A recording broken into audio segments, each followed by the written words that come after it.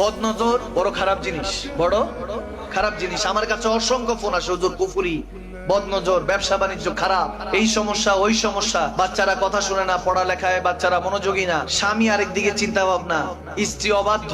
বদনজরটা কিভাবে কাটানো যায়? খুব সুন্দর একটা ওজিফা দিয়ে দিব বুখার শেফে। কি কষ্ট হবে? ইস্তিগফার পড়বেন একবার, আস্তাগফিরুল্লাহ। কয়বার পড়বেন? একবার। তারপর পড়বেন ইয়া হাফিজু 11 বার। কয়বার?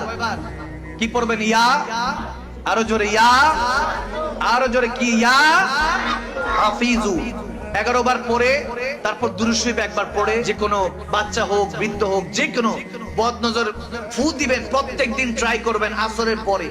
যদি এভাবে ট্রাই করতে পারেন ইনশাআল্লাহ 21 দিনের মাথায় বদনজর যত কুফরি আছে কেটে যাবে। সুবহানাল্লাহ বলেন। বাচ্চারা কান্নাকাটি করে না? অনেক সময় কান্নাকাটি করে, এটা বাঁচার জন্য এই জন্য দিয়েছি। আল্লাহ কবুল করুক আমল।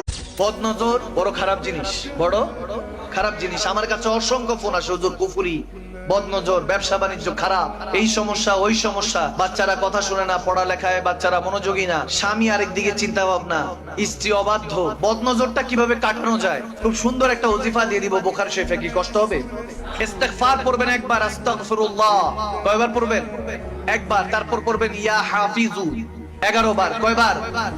কি পড়বেন? ইয়া, আরো জোরে ইয়া, আরো জোরে কি? ইয়া হাফিজু 11 বার পড়ে তারপর দুরূদ শরীফ একবার পড়ে, যে কোনো বাচ্চা হোক বৃদ্ধ হোক যে কোনো বদনজর ফু দিবেন। প্রত্যেকদিন ট্রাই করবেন আসরের পরে। যদি এভাবে ট্রাই করতে পারেন ইনশাআল্লাহ 21 দিনের মাথায় বদনজর যত কুফরি আছে কেটে যাবে। সুবহানাল্লাহ বলেন।